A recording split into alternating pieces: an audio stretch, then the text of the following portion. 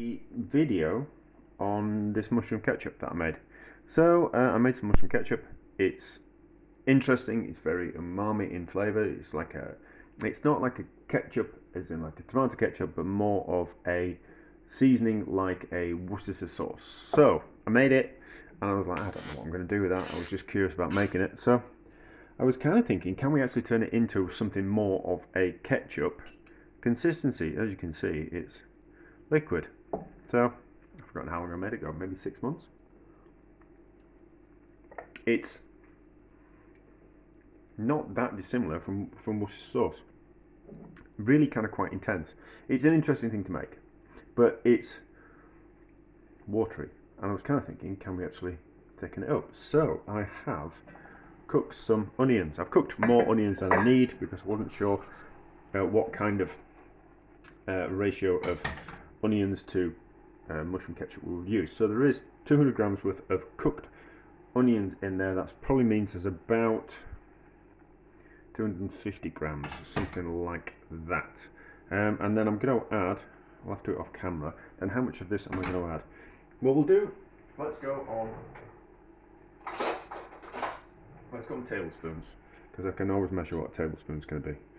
So let's put in 1 tablespoon, put that on there, give it a bit of a heat up, and then we'll puree it down and see how it tastes. And let's put 2 tablespoons in. Let's put 2 tablespoons in. See what kind of consistency we get and what kind of flavour we get. It's quite salty, it's quite powerful, so I'm just kind of quite curious.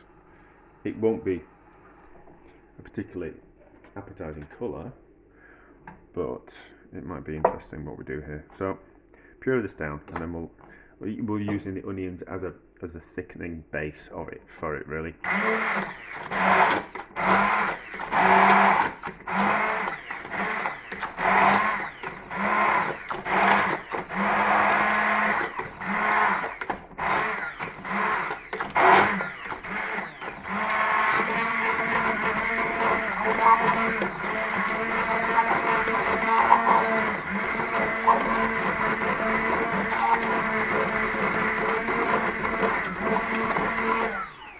So that's thicker, isn't it? Just don't bang plastic on metal, it'll crack it, but we bang it on our hand. Let's just give that a taste. I mean, it's a bit not the greatest colour, but we can always add a little bit of gravy brown into that.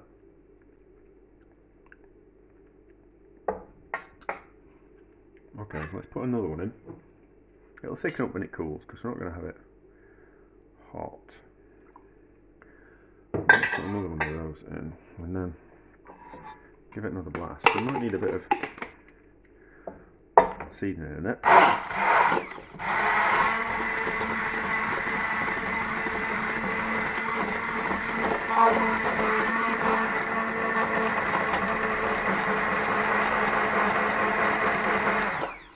Right, let's see what that tastes like. I'm going to put it through. I'm going to push it through a sieve so it's nice and smooth. It won't be. It looks like it's smooth, but if we put it through a sieve, it'll be even smoother and nicer.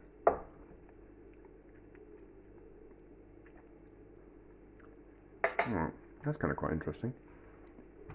It needs some pepper. It needs some salt and pepper in there. So it must be quite salty, doesn't it? So that kind of quite salty.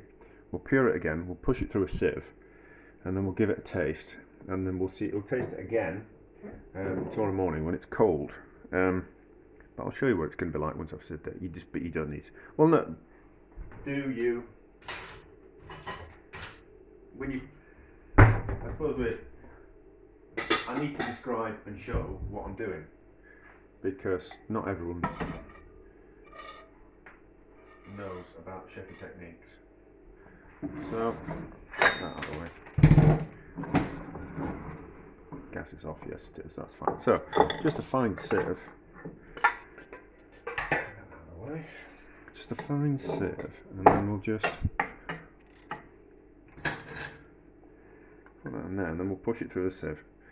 And there will be some little nitty gritty bits of onion in there that haven't been pureed properly.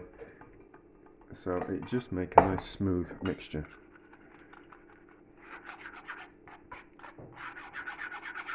So you just do that backwards and forwards.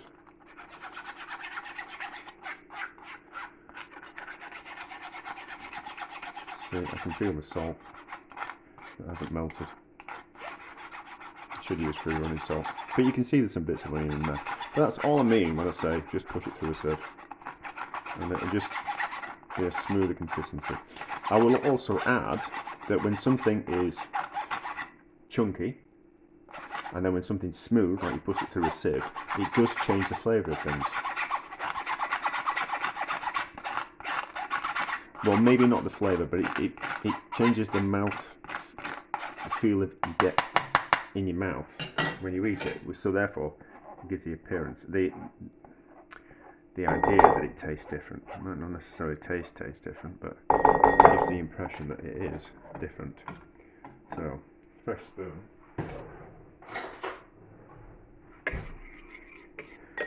That's alright. It's not a bad colour, is it? But it could do with a bit of gravy brown in it. Give it another taste.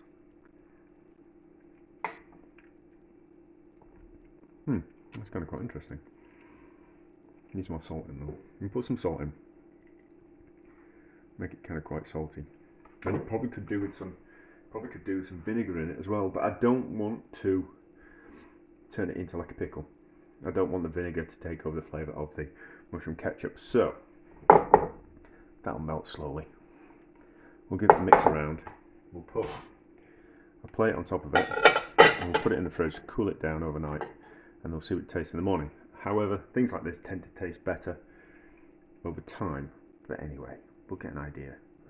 So let's give this a bit of a try. Now, I was thinking, I don't know if I said in the video, why I didn't just use a mushroom puree, like a cooked mushroom puree to make this mushroom ketchup instead of the onion.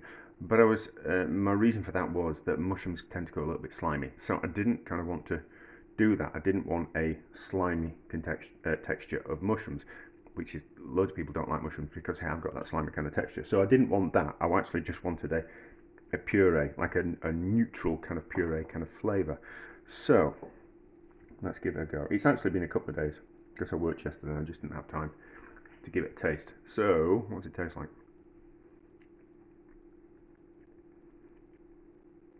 Not bad actually. Not bad actually. But not anything you kind of want to dip your chips in. Think about it, you wouldn't want to dip your chips in that. It's not got. It's alright. It's kind of it is the consistency of ketchup, but it's just not strong enough. So we'd probably have to really intensify it. But then you still wouldn't. Things like ketchups and mayonnaise have got that vinegar, acidic flavour to them, which is like a flavour booster. So I suppose we could add a little bit of vinegar to it, but then I don't want the vinegar to overpower it. So we'll put a little bit of vinegar in, and we'll just use some cheap malt vinegar that you normally just put on your chips. So just a little bit, just to kind of see what happens, and then a fresh spoon. But I don't want to make a ketchupy. I don't want to make a traditional vinegary ketchupy type of thing. I wanted it to be more mushroomy, but we'll see how we go.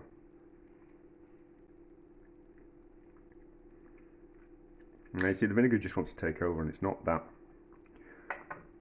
not kind of, well, I didn't know what I wanted. I just wanted to play around with something. So we have got, this is the powder that we got from these are the leftover mushrooms from making the mushroom ketchup. So I powdered them up, and I kind of thought, oh, what we'll do at some stage is, if I need a little bit of a mushroom hit to something, I'll be able to put this into some soup. So we'll give this a taste, and we'll see if that does anything to it as well, while we're here, while we're faffing around. But I don't know. Maybe just a little bit of this might just improve the flavour a little bit without it being going slimy. So I just dried them out and then pureed them in the spice grinder. But we've got bits in which we didn't want really, but it's not going to melt away to nothing. But we'll give it a taste and we'll give it a see. I kind of, lots of my videos are just me faffing around with things, and it's a way of learning and experimenting. If we don't try out things, we never kind of learn. And even if we fail, we can take that knowledge and use it somewhere else. That's kind of what I feel about faffing around with things.